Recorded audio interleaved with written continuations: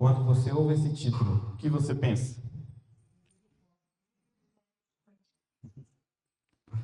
Eliminando a Cristo. Esse é o tema que, na verdade, o Senhor tinha me falado, né, a respeito desse assunto. E eu, conversando com o Ivan, eu até tinha formulado um tema. Mais de 65 anos. Mais de 65 anos. Era o tema. Mas, esse é meio esquisito, né? Mais de 65 anos, o que é que tem a ver? E hoje pela manhã, estudando uns temas acerca que a gente ia tratar hoje, o Senhor me revelou que seria esse aqui, eliminando a Cristo. Abra sua Bíblia em Gênesis capítulo 3. Gênesis capítulo 3, verso 15. Esse verso é bem conhecido. E porei inimizade entre ti e a mulher, entre a tua semente e a sua semente. E ela te ferirá a cabeça e tu lhe ferirás o... Assim que Adão cai, Deus vem até ele, faz roupas para ele e dá uma promessa para ele. E essa promessa está nesses versos. Eu colocarei inimizade entre ti e a mulher, ou seja, entre a serpente e a mulher, entre a sua semente, a semente da serpente e a semente da mulher. E esta te ferirá a cabeça e tu lhe ferirás o calcanhar. Essa promessa, Ellen White diz que foi o evangelho pregado a Adão. Esta promessa era o evangelho pregado a Adão. Foi a mensagem que Abraão ouviu lá na frente, mas com uma outra forma. E essa promessa, ela diz respeito à vinda de alguém que destruiria a serpente. E esse alguém nós sabemos que é Cristo. Só que Adão ouviu, Eva ouviu, mas teve mais alguém que ouviu. Adão creu, Eva creu e teve mais alguém que creu também. Quem que acreditou nessa promessa? O próprio Satanás. Então, quando ele ouve isso, ele entende, no futuro vai vir alguém que vai me destruir. Foi isso que ele entendeu imediatamente. Não só ele, Adão e Eva compreenderam também que alguém viria no futuro que ia esmagar a serpente, ia aniquilar a serpente, ia aniquilar Satanás. E isso foi a esperança de Adão e Eva. No livro manuscrito, é uma carta de Ellen White, ela diz assim: esta foi a primeira promessa de um Salvador que se ergueria no campo de batalha para contestar o poder de Satanás e prevalecer contra ele. Adão e Eva tinham um intelecto muito melhor do que o nosso. Então, quando eles ouviram, eles imediatamente compreenderam que Deus queria falar para eles.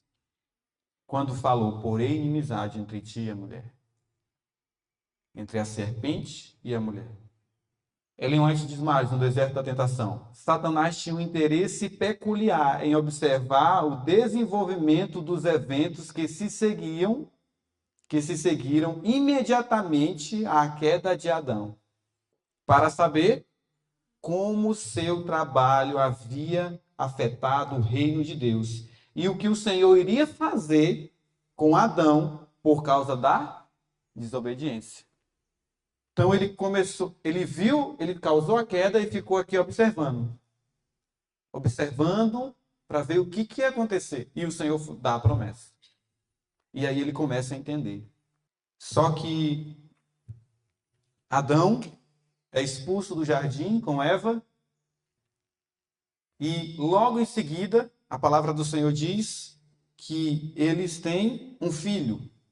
Abra sua Bíblia, capítulo 4 de Gênesis. Diz assim, O verso 1. E Adão conheceu a Eva, sua esposa, e ela concebeu e teve Caim. E disse, concebi um homem do Senhor. Na minha versão diz assim. No livro Grande Movimento Adventista, Loughborough, um dos pioneiros da nossa igreja, escreve e ele relata a respeito disso. Observe por que Eva fala isso, essa frase, consegui um varão com auxílio do Senhor, adquirir um varão. O Senhor não lhes propôs a esperança de imediato, revelando-lhes que se passariam centenas de anos até a vinda da semente prometida. Isso lhes entristeceria o coração. Então Deus não revelou. Foi permitido pensar que a primeira criança nascida seria a semente. Então, Deus não revelou que seria muito depois. Foi permitido eles pensarem que a primeira pessoa que nascesse, essa seria a semente que ia esmagar a cabeça da serpente. Foi permitido pensar isso. E que, de alguma maneira, o Éden seria logo restaurado e novamente teriam acesso à árvore da vida. Quando Caim nasceu, Eva exclamou, adquiri um varão com auxílio do Senhor. Alguns eruditos da língua hebraica defendem que, traduzido de forma fiel, o texto diria assim, adquiri um varão, o Senhor. Continuando. Ou seja, aqui está a semente que realizará o tremendo feito de derrotar a Satanás. Era isso que Eva estava falando quando ela disse, adquirir um varão, o Senhor. Não há registro de que Eva tenha pronunciado algo parecido por ocasião do nascimento de Abel. Era naturalmente, ela naturalmente poderia e deveria supor que seria o primogênito que a promessa se cumpriria. Que seria no primogênito. Suas esperanças devem ter diminuído, ou mesmo morrido, ao ser revelado o caráter de Caim e ao testemunhar a conduta perversa que levou a matar o seu irmão. Quando ela viu o caráter de Caim se desenvolvendo, ela ficou quase sem esperança. Não era ele. Não era ele. Satanás não ouviu o que Deus tinha falado a respeito da semente? Sabe o que foi que Satanás fez? Começou a trabalhar. É o próximo. Ele também entendeu isso. É o próximo. Então o que nós vamos fazer? Vamos trabalhar nele. E Satanás começou a sugerir trabalhar. Ele é a gente vai ver um texto aqui, como é que ele age. Ele começou a focar em Caim, a sugerir coisas, e Caim começou a aceitar. E o que aconteceu? Caim se tornou um assassino. E a promessa não foi cumprida em Caim. Por quê? Porque ele realmente não quis. Ele simplesmente não permitiu que a partir dele poderia vir sim. O desejo do Senhor era que logo viesse. Não seria muito longe, muito longe. Então aí inclusive vemos aqui o exemplo de Abraão, que logo pouco tempo depois, Deus diz, daqui a 400 anos você vai herdar toda essa terra. Então, irmãos, observe como Satanás trabalhou. Satanás tentou eliminar Cristo, fazendo com que Caim decaísse mais e mais, até se tornar alguém que não tinha mais esperança. O Senhor, na sua grande misericórdia, poupou a vida do assassino Caim. Deus deu ao mundo um exemplo do resultado que adviria de permitir que o pecador vivesse para continuar o caminho de desenfreada iniquidade. Caim é um exemplo de que, se o mal prevalecer, acabou a terra. A terra será destruída, porque os homens serão iníquos. a descendência de Caim, você pode ver nos capítulos daqui da Bíblia, você vai perceber terrível como foi essa descendência. Dela veio Nimrod, que construiu a primeira cidade, Ivan falou aqui, Babel. E quantos males o povo de Deus não sofreu, de modo que lá na frente, o Senhor diz, não tem mais todo o pensamento humano, toda a imaginação humana é corrompida, não tem mais o que fazer. Ele falou isso quando ele foi chamar Noé. Toda a imaginação. Esse foi o desenvolvimento natural da obra de Satanás em Caim e sua geração. Mas louvado seja Deus, que Deus sempre tem um remanescente. Abra sua Bíblia em Gênesis capítulo 6. Nós vamos tentar estudar a história toda do Adventismo praticamente em 1 hora. Talvez não dê. Não dê nem para metade. Gênesis capítulo 6, verso do 1 ao 5. Diz assim: E aconteceu que, quando os homens começaram a se multiplicar sobre a face da terra, e filhas lhe nasceram, e os filhos de Deus viram que as filhas de Caim, que eram as filhas dos homens, eram belas, e tomaram para si esposas de todas as que escolheram. E o Senhor disse: Meu espírito não contenderá para sempre com o homem, pois ele também é carne. Porém, os seus dias serão 120 anos. Verso 4. Havia gigantes naquela terra. Vamos ler o verso 5. E Deus viu que a maldade do homem era grande na terra, e toda a imaginação do pensamento do coração humano era vil continuamente. Então Deus decide eliminar o pecado da terra e levantou Noé como um pregador de justiça. Ellen White disse que cada batida era uma pregação. Cada batida era uma pregação. E Deus levantou Noé. No grande conflito, ela diz assim: pela influência e ensino e exemplo de Caim, multidões de seus descendentes foram levadas ao pecado, até que a maldade do homem se multiplicou sobre a terra, e toda a imaginação do pensamento do seu coração era só má continuamente. A terra, porém, estava corrompida diante da face de Deus, e encheu-se a terra de violência. Foi isso o desenvolvimento do plano de Satanás de eliminar Cristo. Mas vimos o exemplo de Abraão, de Noé. A terra foi destruída. E de Noé saiu 3 filhos. Sem, Cã e Jafé. Sem, Cã e Jafé. E a história continuou. E Sem gerou filhos, Cã e Jafé. Cã nós conhecemos bem quem são. Os descendentes de Cã moravam em Canaã. E Sem, todas essas pessoas, todos esses descendentes, você vai observar que eles entraram no paganismo. Tanto é que Terá, que era o pai de Abraão, descendente de Sem, era um pagão. E Deus chamou Abraão do paganismo, de Ur dos caldeus. Então Deus chama a Abraão. Abra sua Bíblia em Gênesis capítulo 12. Deus chama Abraão. Abraão vai para a terra de Canaã e lá começa a peregrinar, mas há fome na terra.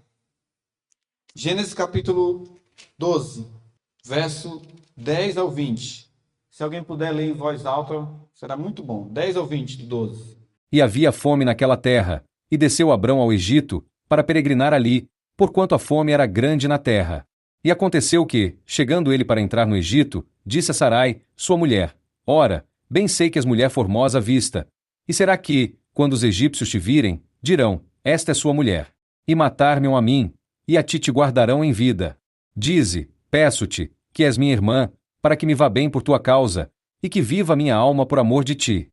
E aconteceu que, entrando Abrão no Egito, viram os egípcios a mulher, que era muito formosa. E viram-na os príncipes de Faraó, e gabaram-na diante de Faraó. E foi a mulher tomada para a casa de Faraó. E fez bem a Abrão por amor dela. E ele teve ovelhas, vacas, jumentos, servos e servas, jumentas e camelos. Feriu, porém, o Senhor a Faraó e a sua casa, com grandes pragas, por causa de Sarai, mulher de Abrão. Então chamou Faraó a Abrão, e disse: Que é isto que me fizeste? Por que não me disseste que ela era tua mulher? Porque disseste: É minha irmã, por isso a tomei por minha mulher. Agora, pois, eis aqui tua mulher, toma-a e vai-te. E Faraó deu ordens aos seus homens a respeito dele, e acompanharam-no, a ele, e a sua mulher, e a tudo que tinha. Amém. Deus, no capítulo 12, no verso 1, dá uma promessa a Abraão: em ti serão benditas todas as famílias da terra. Quem estava ouvindo essa promessa? Satanás. Satanás entendeu que de Abraão sairia uma descendência. Que de Abraão sairia alguém que iria destruí-lo, pisar a cabeça da serpente. E o que foi que Satanás fez? Eu vou atrapalhar isso. Eu vou fazer alguma coisa. Abraão, há uma fome na terra. E essa fome não foi causada por Deus. Onde Abraão estava havia fome. E ele viu: no Egito não há. Vou para onde? Para o Egito. Tudo bem, foi para o Egito. Quando ele chegou lá, a esposa dele, a palavra do Senhor disse que ela era formosa. Mas quantos anos Sara tinha? Com quantos anos Abraão recebeu a promessa? 75. Sara tinha quantos anos a menos que Abraão?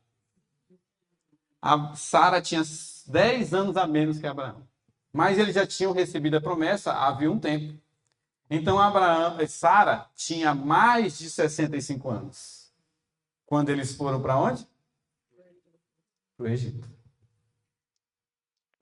E quando o faraó olha uma mulher de mais de 65 anos, o que acontece? Que mulher maravilhosa. Que mulher linda. E ela era formosa. O costume do Egito não era casar com mulheres velhas. As mulheres casavam com 12 a 15 anos. Não era esse costume. E como funcionava o casamento do Egito? Ia lá o rapaz, pegava a mulher e levava para sua casa. E esse é o casamento. Não tinha religião, não tinha nada religioso, nenhum contrato assinado. Era assim que funcionava. Observe, Abraão, no caso aqui, quando ele vai chegando no Egito, ele começa a ver que a esposa dele é bonita, mas não é tão nova.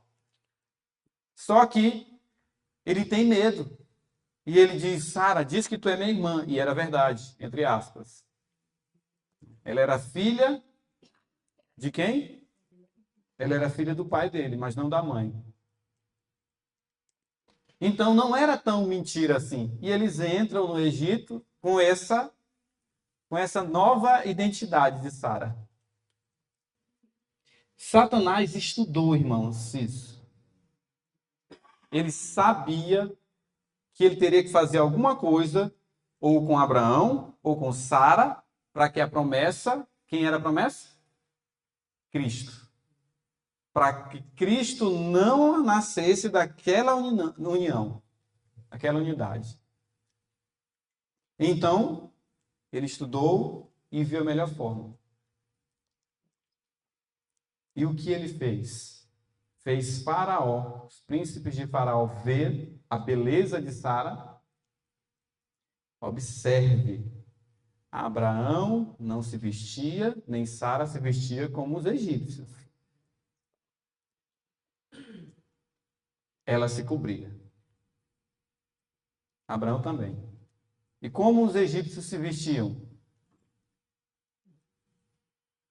As mulheres com roupas apertadas, transparentes, sensuais. Sara não tinha essas vestes. E mesmo assim chamou a atenção do faraó.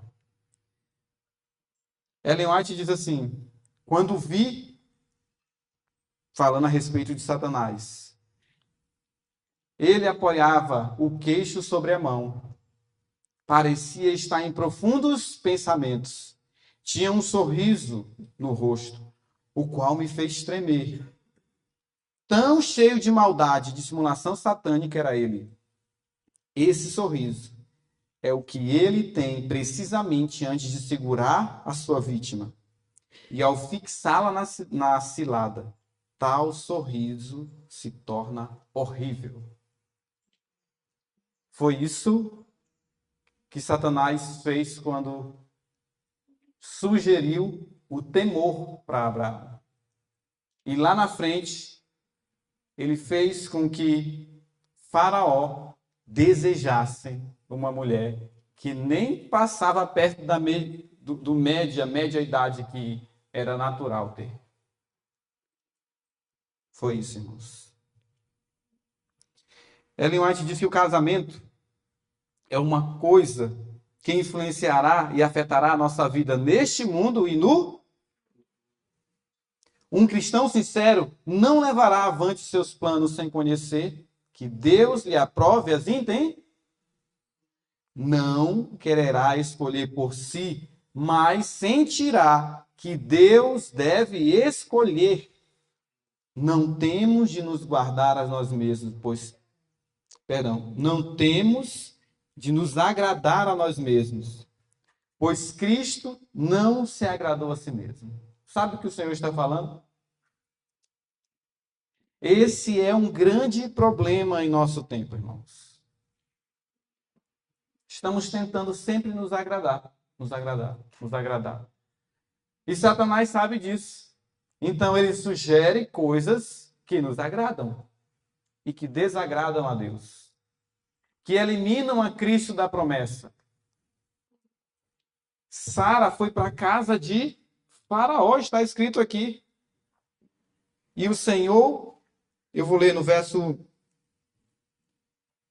15. Também os príncipes de Faraó viram e a elogiaram diante de Faraó. E a mulher foi levada à casa de Faraó. Como eu falei, o costume da época, irmãos, é quando um homem pegava uma mulher e levava para sua casa, era um casamento.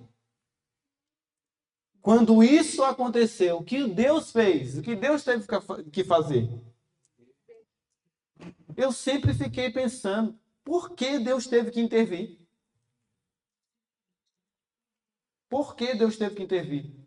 Lembre-se, uma outra informação. Naquela época, as mulheres e os homens só casavam quando queriam. Elas eram escolhidas, elas escolhiam. No Egito já era assim. Enquanto nos tempos bíblicos era apresentado. Ah, está aqui minha filha, da minha família, minha prima. Aí a pessoa se casa com a prima, com a irmã. E o Egito era mais evoluído nesse sentido. Então, por receio de que Abraão morresse, Sara escolheu Faraó. Se não fosse isso, ela não ia para lá. E Abraão seria descoberto como o marido dela. Então, para evitar que Abraão morra, seu marido morra, ela tensionou em fazer isso. Deus viu e imediatamente interviu. Isso foi tão nítido que o próprio Faraó fez o quê? Entendeu que Sara era mulher de... E o Senhor atormentou o Faraó e a sua casa com uma grande praga, ou com grandes pragas, por causa de Sara, esposa de Abraão. O que Satanás queria com isso?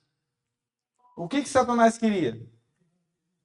A eles foram dadas a promessa de Cristo. Cristo viria deles. Satanás viu isso e disse, não vai ser assim. Agora imagine se Deus não intervém e Sara se casa com esse homem. E Faraó conhece Sara, como a Bíblia relata, né? E conheceu, quer dizer, teve intimidades. E se isso acontece, imagine. O que ia acontecer com a promessa? Satanás estudou, meus irmãos. Satanás estudou. Ele estuda tudo. Ele sabe os casamentos. Ele conhece os apetites de cada um. E ele sugere pessoas para se casar. Pessoas essas que não vão gerar descendentes para o reino dos céus. Ele sabe disso. Pessoas que se conhecem por afinidades sensuais, sem que Deus escolha. Olha o que está escrito.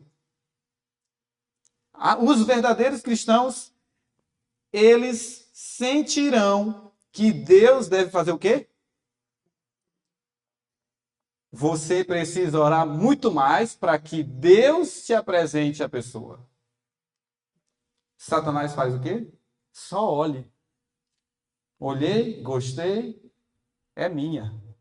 Vou lá, dar em cima, pareço que sou um príncipe, dou flores, todo dia estou aqui mandando mensagem, me aproximo. É assim que é o modo de Satanás. Apresento o que eu tenho de melhor. Irmãos, vocês já pararam para pensar por que artistas, por que cantores, por que gente famosa, que é bonito, que se casa, com poucos meses se separam? Tem gente com poucos dias se separa. Que beleza! Não suporta relacionamento. Pessoas que gastam milhões em casamento. Milhões, verdadeiras fortunas. Com poucos dias se divorciam. Porque estão se casando com exterior. E nós somos assim. Nós vemos as pessoas de forma exterior. Veja o exemplo de Samuel. E Deus diz assim, não escolha. Eu vejo o coração. Com poucos dias, você casado com uma mulher linda, e você sendo lindo, o seu exterior será revelado. E o exterior dela também. Ou, perdão, o interior. Então, Satanás tem trabalhado nisso. Trabalhado na formosura. Trabalhado no externo. Porque ele sabe que se ele conseguir destruir uma família aqui, vai virar o caos que nós estamos vivendo. É isso. Que mesmo no nosso meio está. Que é um caos na família. Que a paz longe dos filhos, filhos longe do pai. Por isso que a obra do terceiro Elias é fazer o quê? Que o terceiro Elias vem. Nós vamos ver isso mais na frente. Durante sua permanência no Egito, Abraão deu prova que não estava livre da fraqueza e imperfeição humana. Ocultando o fato de que Sara era sua esposa, evidenciou desconfiança no cuidado divino. Sara era formosa à vista, e ele não duvidou de que os egípcios de pele morena cobiçariam a bela estrangeira, e que, a fim de consegui-la, não teria escrúpulo de matar o seu marido. Raciocinou que não seria culpado de falsidade ao apresentar Sara como sua irmã, pois ela era filha de seu pai, posto que não de sua mãe. Patriarcas e profetas. Mas esta ocultação de verdadeira relação entre eles será engano. Nenhum desvio da integridade, da estrita integridade, pode encontrar a aprovação de Deus. Devido à falta de fé por parte de Abraão, Sara foi posta em quê? Que perigo foi esse? Será se casar? Sara foi posta em grande perigo. O rei do Egito, sendo informado de sua beleza, fez com que ela fosse levada ao seu palácio, tensionando fazer dela sua esposa. Mas o Senhor, essa frase aqui me lembra algo. O Senhor, em sua grande misericórdia, fez o quê? E no nosso tempo, o que o Senhor fez em sua grande misericórdia? O Senhor, em sua grande misericórdia, levantou os pastores Jones e Wagner com uma mensagem. Quando eu li isso aqui, eu disse, gente, Deus é misericordioso mesmo. Porque se não fosse a misericórdia de Deus, Sara estaria casada com o faraó. Abraão ia ficar como? Como é que a descendência ia continuar? Eliminaria Cristo. E no nosso tempo, o Senhor, em sua grande misericórdia, enviou 2 pastores com uma mensagem. E essa mensagem traz Cristo. Foi isso que o Senhor fez em sua grande misericórdia. Traz Cristo para habitar dentro de nós, para viver em nós. E isso é maravilhoso, irmãos. Mas Satanás sabe disso. E ele tem feito planos, ele tem estudado cada um de nós aqui. Ele tem estudado. E ele tem sugerido planos para que nós caiamos. O Senhor, em sua grande misericórdia, protegeu Sara, enviando juízo sobre a casa real. Por este meio, o rei soube a verdade a tal respeito.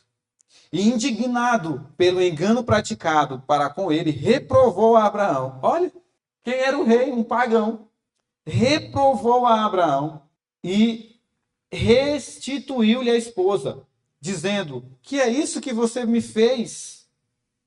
Por que você não disse que ela era... por que disseste que ela era sua irmã? É minha irmã? De maneira que a houvesse tomado por minha mulher. Agora, pois, eis a tua mulher, toma e vai-te. O Senhor, em sua grande misericórdia. Spurgeon fala que quando Sara olhou as riquezas de Faraó, ela sentiu atração. Agora imagine, Sara andando, peregrinando de um lugar para o outro sem saber. Qual é a mulher que gosta disso? Que acha isso proveitoso? Me diga, toda mulher quer uma casa, quer um local, quer um lugar para chamar de seu. Sara viu segurança em Faraó. Sara viu segurança. Abraão andando de um lado para o outro, com vestes, aquelas que vocês sabem bem, bem cobertas, enquanto no lugar que eles estavam, uma veste que eles vestiam. É natural que a pessoa sue, é natural que fique com um cheiro não tão agradável.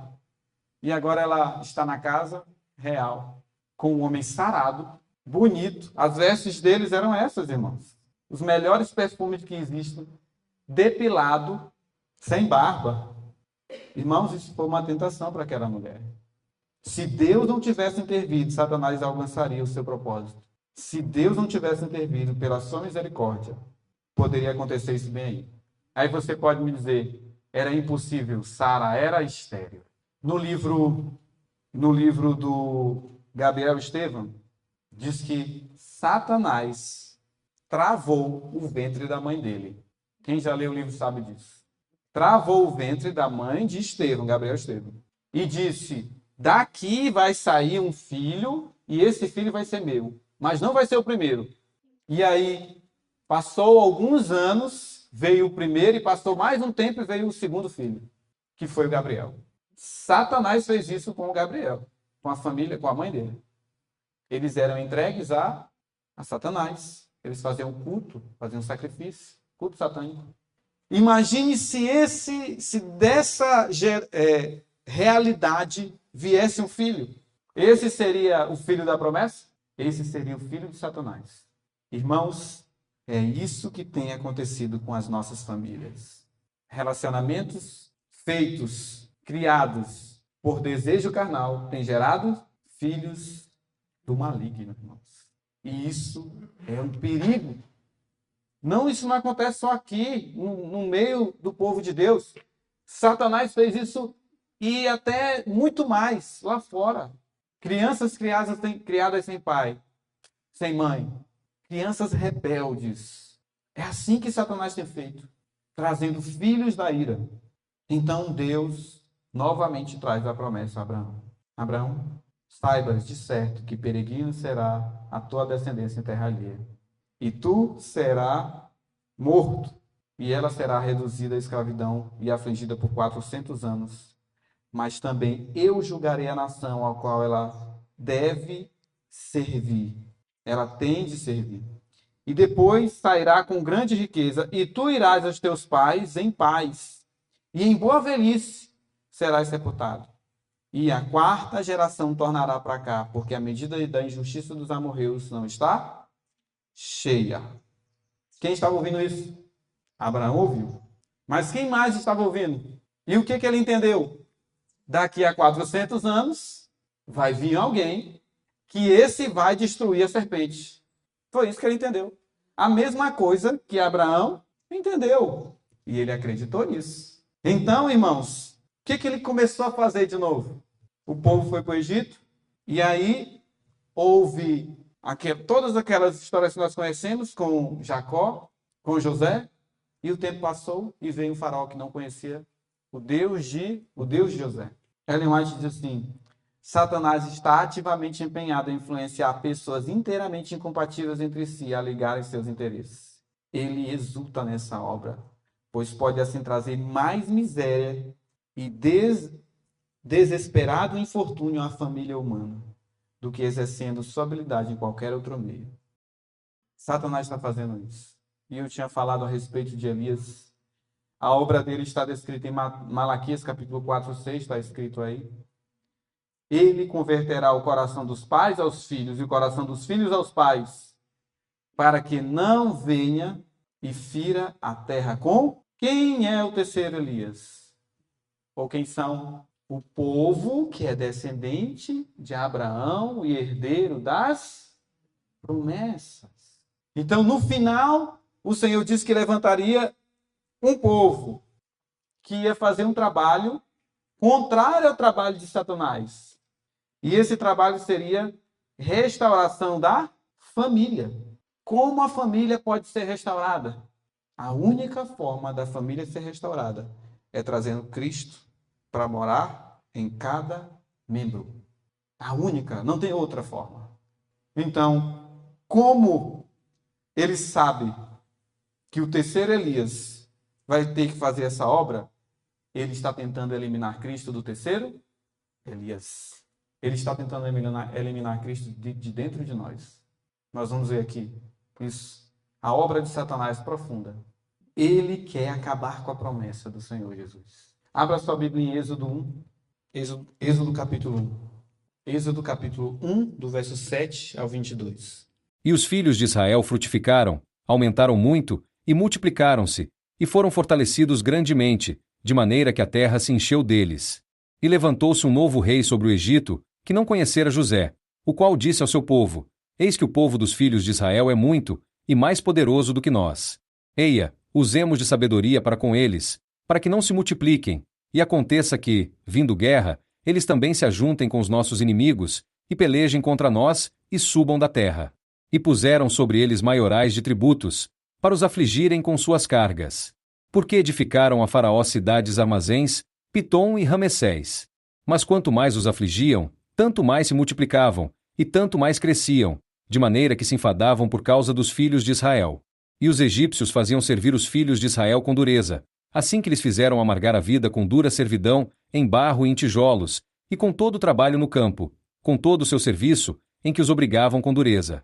E o rei do Egito falou às parteiras das hebreias, das quais o nome de uma era Sifrá e o da outra Puá, e disse: Quando ajudardes a dar à luz as hebreias, e as virdes sobre os assentos, se for filho, matai-o, mas se for filha, então viva.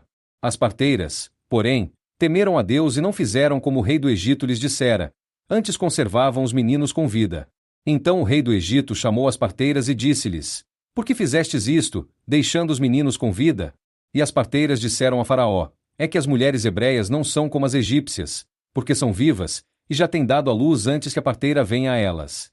Portanto Deus fez bem às parteiras. E o povo se aumentou, e se fortaleceu muito. E aconteceu que, como as parteiras temeram a Deus, ele estabeleceu-lhes casas.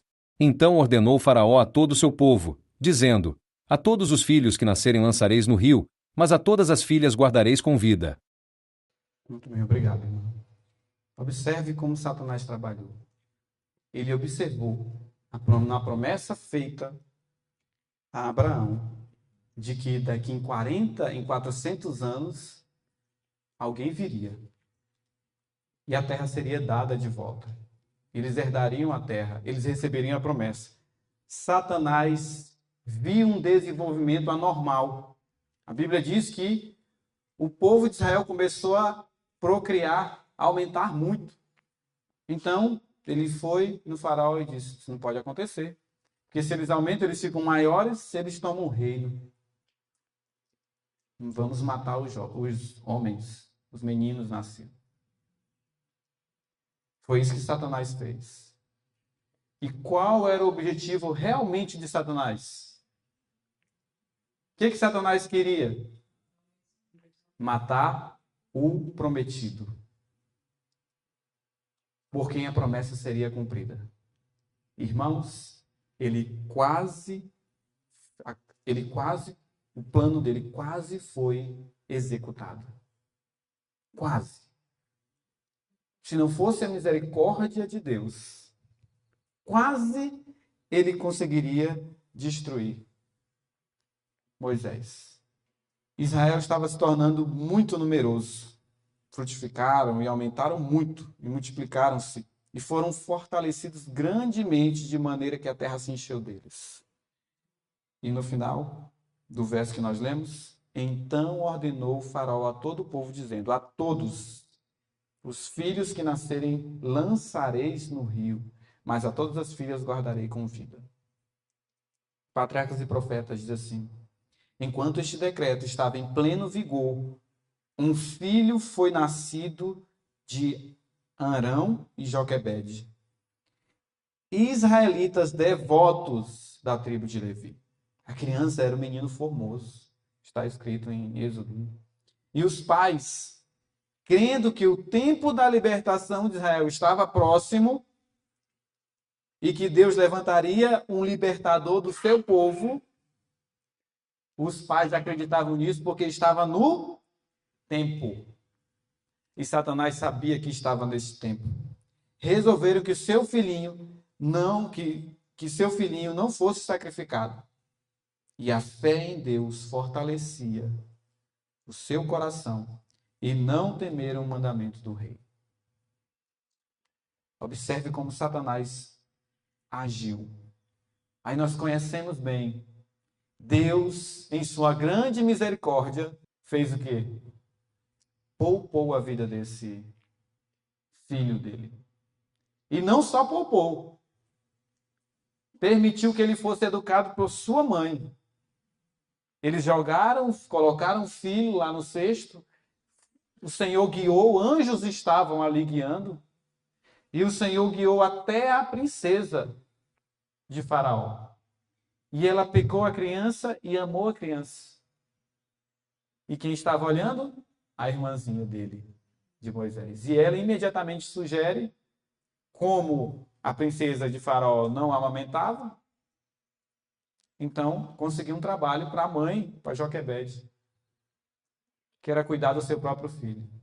Pela misericórdia de Deus, os princípios do céu foram implantados naquela criança. Mas ele não entendeu bem, porque ele queria derrubar o reino e libertar Israel pela força. E não é pela força e nem pelo poder. É pelo Espírito de Deus. Então, ele teve que ir para onde? Para o deserto. E passou 40 anos. Moisés agora já tinha 80 anos e volta para o Egito. Abra sua Bíblia em Êxodo 5, só algumas páginas para frente. Êxodo capítulo 5, nós não leremos todos os versos, mas seria bom você ler todos esses versos quando chegar em casa. Irmãos, Satanás, quando viu Moisés vindo para libertar o povo, e ele viu que ele vinha com uma mensagem poderosa, ele fez algo. Quando Moisés chega e diz: deixa o meu povo ir para que me sirva. E aí ele vai no povo e começa a pregar para o povo a respeito do sábado. Ellen White disse que ele pregou a respeito do sábado, que o povo não guardava mais. E o povo começou a guardar o sábado. Sabe o que acontece? Leia o verso 4. Olha o que diz no verso 4 de Êxodo capítulo 5. Então disse-lhes o rei do Egito, Moisés e Arão: por que fazeis cessar o povo das suas obras? Ide as vossas cargas.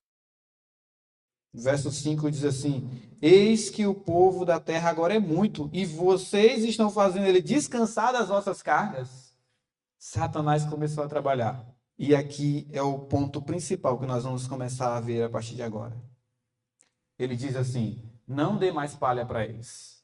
Eles vão ter que construir a mesma quantidade de tijolos, sem a palha. Eles têm que ir buscar a palha. Olha a forma como Satanás trabalhou. Verso 8. E a conta dos tijolos que fazia até agora, esta porei sobre eles. Não diminuireis coisa alguma, pois eles estão ociosos. Por isso clamam dizendo, deixa-nos ir sacrificar ao nosso Deus. Verso 9. Olha o que Faraó falou. Mas observe, não era Faraó falando isso. Olha esse verso 9. Que mais trabalho seja colocado sobre os homens, para que neles se ocupem e não considerem palavras vãs. Irmãos, quando eu li esse texto lá em casa, eu fiquei pensando, meu pai, Satanás está fazendo uma obra na minha vida. Foi exatamente isso que eu entendi. Ponha mais trabalho sobre eles, para que eles não considerem palavras vãs. Sabe o que isso quer dizer?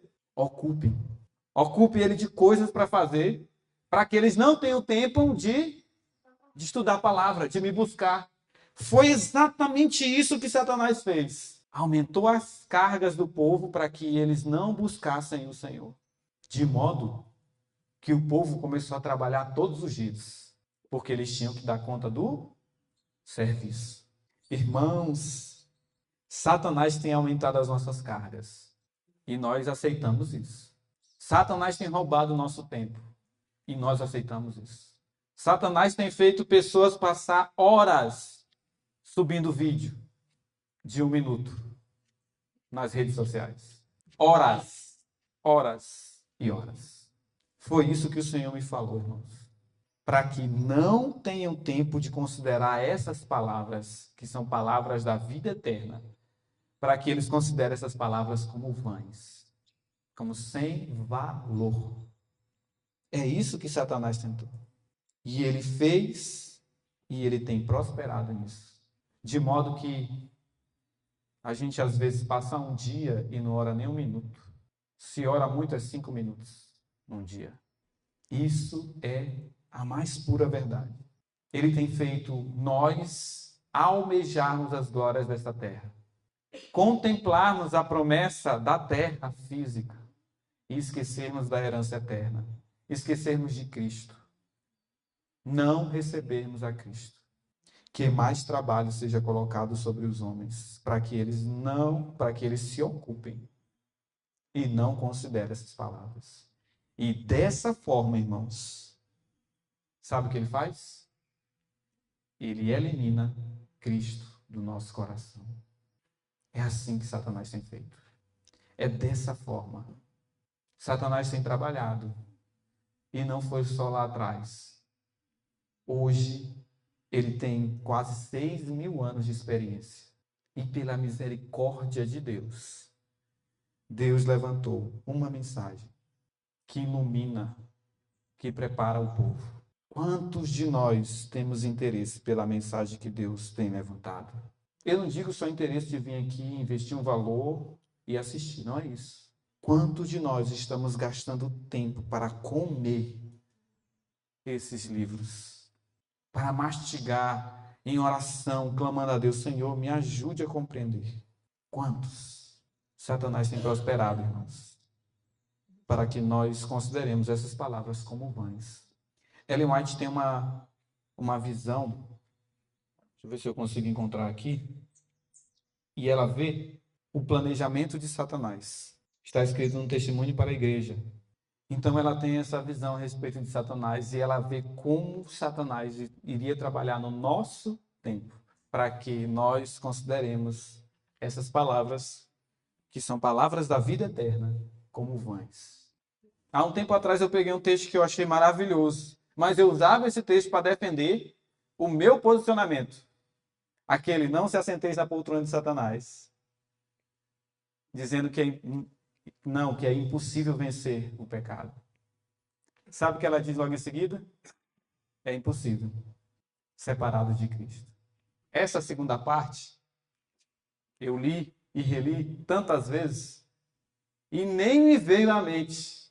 Eu só ligava para a primeira parte, que usava para defender o argumento que tem que vencer o pecado, sem Cristo. E realmente é impossível. Se você pegar o texto inteiro que ela fala, depois de não vos assenteis na poltrona de Satanás dizendo que é impossível vencer o pecado, ela vai falar sobre Cristo o texto inteiro para baixo. Você vai ficar maravilhado. Tudo é nossa escolha. Satanás só sugere. Nós aceitamos ou não as sugestões do inimigo. Aqui diz assim, diz o grande enganador. Olha o que Satanás fala, e Ellen White vê ele falando numa reunião com os demônios para tentar atrapalhar o povo de Deus. Devemos vigiar aqueles que estão chamando a atenção do povo para o sábado de Jeová. Eles levarão muitos a ver as exigências da lei de Deus. E a mesma luz que revela o verdadeiro sábado, revela também a missão de Cristo no santuário celestial. E revela que a última obra para a salvação do homem está agora indo avante. Conservai nas trevas a mente do povo até que esta obra termine e teremos conseguido o quê? O mundo e a igreja. É isso que Satanás tem feito. Ele tem sugerido isso para o povo de Deus. Não é só para o mundo, não. É para a igreja. A igreja de Deus. Continuando. Influenciarei os pastores. Eu vou ler pular um pouquinho. Influenciarei os pastores populares a desviar dos mandamentos de Deus a atenção dos ouvintes. Aquilo que as Escrituras declaram ser perfeitas. A lei da liberdade será representada como um jugo de escravidão. O povo aceita as explanações das Escrituras de seus pastores e não estuda por si mesmo. Portanto, atuando por meio de seus pastores, posso dominar o povo de acordo com a minha vontade. Isso aqui, irmãos, nós estamos gravando. Nós estamos gravando isso aqui. Mas isso aqui não é para ser uma lei. Não é para ser lei para ninguém. Porque Satanás está se referindo a isso aqui que está acontecendo. A verdade pode até ser exposta, mas o que o povo faz? Ao invés de estudar por si mesmo, vai e só assiste um vídeo. Ah, o que estão falando? O que é a verdade? O que é a mensagem da justiça de Cristo? Ah, o irmão prega sobre esse assunto, vou botar ele lá, ponto. Aí coloca, agora eu já sei o que é. E o que acontece com a palavra? É meio que tornada vã. O tempo com a palavra é tornado vã. Tem mais valor aquilo que está sendo filmado do que a sua comunhão com o Senhor. Diz mais, mas nossa principal preocupação é silenciar esta seita de observadores do sábado. Devemos despertar contra eles a indignação popular. Não é o que está acontecendo no nosso tempo? Quantas pessoas, grandes teólogos, estão dizendo a igreja adventista é uma seita. Estão despertando a imaginação popular. Estão despertando a indignação popular. Alistaremos ao nosso lado grandes homens e homens sábios segundo o mundo. Induziremos aos que estão em autoridade a executar nossos propósitos. Então, o sábado que eu estabeleci, que é o sábado espúrio, será forçado pelas leis mais severas e obrigatórias. Os que as desrespeitarem serão tocados das cidades e vilas, levados a passar fome e privação. Uma vez que tenhamos o poder, mostraremos que podemos fazer com os que não se desviaram da sua fidelidade a Deus. Isso Satanás tem feito, irmãos. E ele vai alcançar o seu objetivo.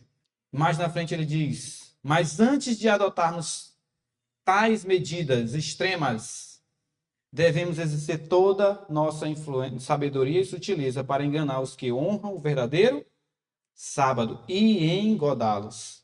Podemos separar muitos de Cristo pela mundanidade, luxúria e orgulho, pela mundanidade, luxúria e orgulho, acho que está onde está aqui, podem julgar-se salvos, porque creem na verdade, mas a condescendência com apetite, as paixões baixas, que circundarão o juízo e destruirão o discernimento, causar-lhe-ão a queda. Ide, fazer com que os donos de terra e de dinheiro se embriaguem nos cuidados dessa vida. Foi exatamente o que Faraó fez. E Faraó prosperou no tempo dele e prosperou no nosso tempo. Satanás, irmãos, tem trabalhado.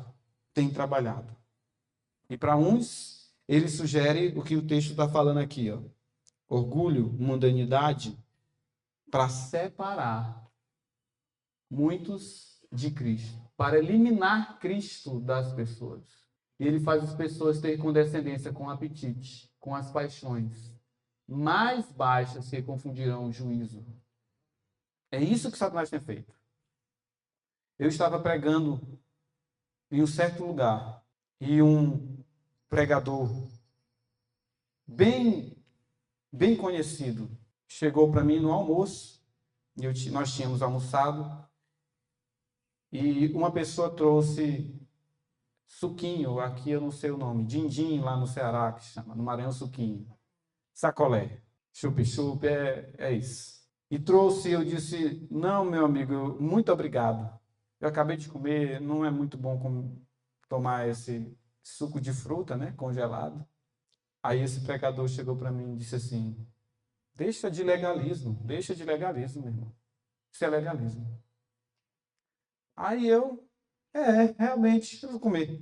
Aí peguei um, todos os dias eu comecei a comer a chupar, sei lá o nome que, dindim, eu vou falar assim, suquinho. Todo dia a gente começou, depois do almoço, era um lugar muito quente, então a gente terminava de almoçar e já comprava vários. E fui para casa. E cheguei em casa, eu estava com vontade de beber água, mas o supermercado só tinha água com gás. E aí eu até falei para esse homem, rapaz, não tem água sem gás. Eu até gosto de água com gás, mas me faz mal para todo mundo, né? Gás carbônico. Aí ele disse assim para mim, meu irmão, não tem problema não. Beba. Você está com sede? Pode beber. Eu bebo várias. E eu comprei água com gás. Isso aqui é a garrafa de água com gás, mas não tem, né? Claro. Foi a garrafa que eu comprei. E toda vez que eu ia na cidade e estava com sede, eu bebia uma aguinha com gás para arrotar. Ele diz assim, ele falou para mim, Cristo nos dá liberdade. Você é livre em Cristo. É liberdade cristã. Tudo bem. E os dias passaram. E eu comecei a sentir um desconforto. Quando eu comia, começava a encher aqui, bem aqui. Começava a encher por dentro. Começava a me comprimir meus órgãos e subia. Começou, aí morria bem aqui no peito. Estranho, muito estranho, não sei o que é isso. E aí o tempo foi passando. E o negócio foi subindo mais. Hoje, irmãos, o negócio está bem aqui. Quando eu como, acontece essa reação e vem até aqui, fica entalado na garganta. Às vezes eu não consigo nem me debruçar. E por que eu estou falando isso?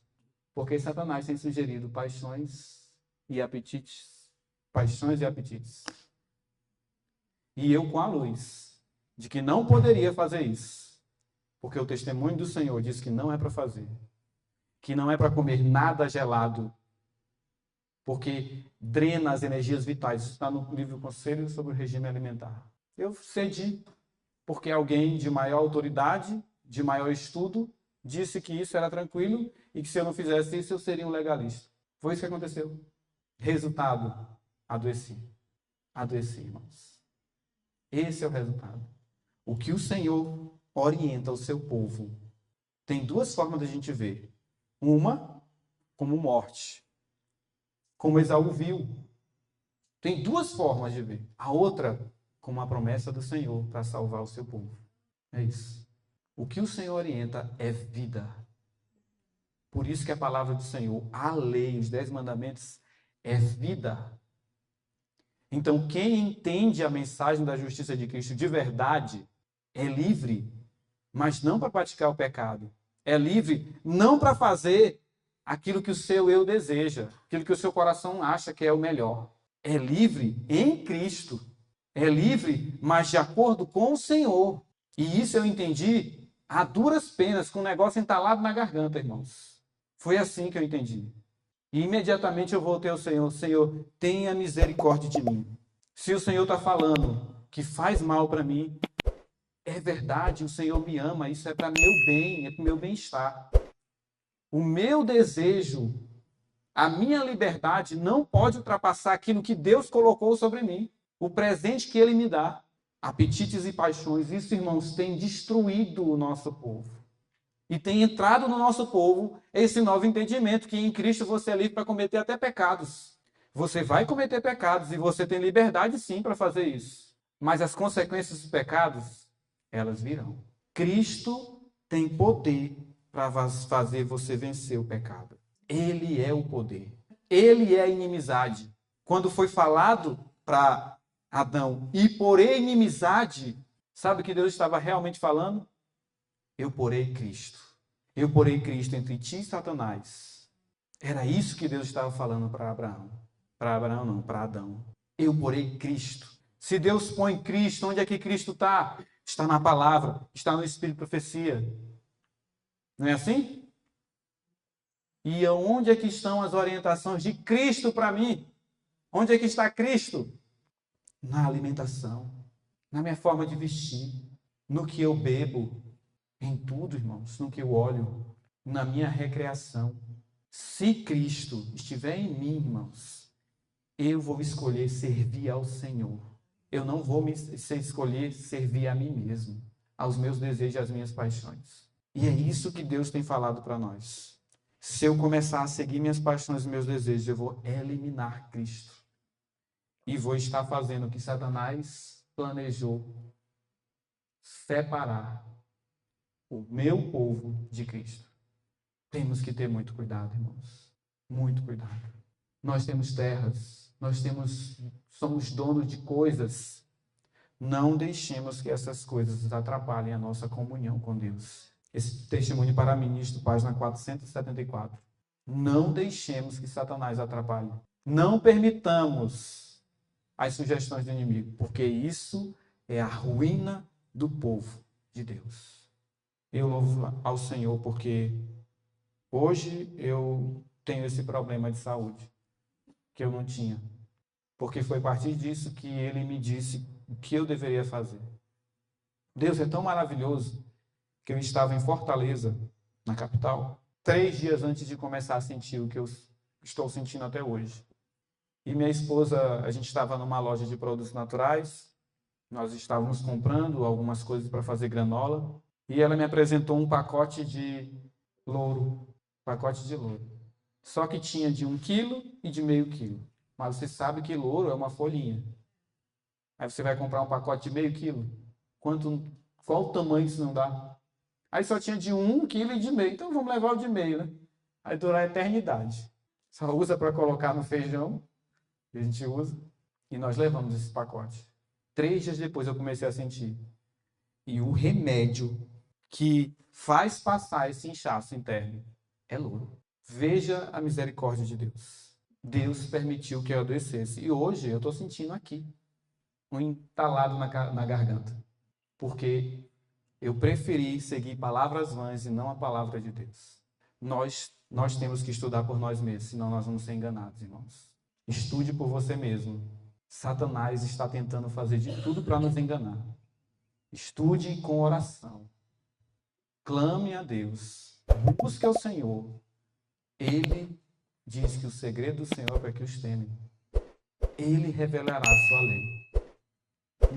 Se for uma pessoa, por maior que seja, por mais instrução que tenha, não siga sem comparar com o que o Senhor está falando, porque isso vai ser a ruína para a nossa alma.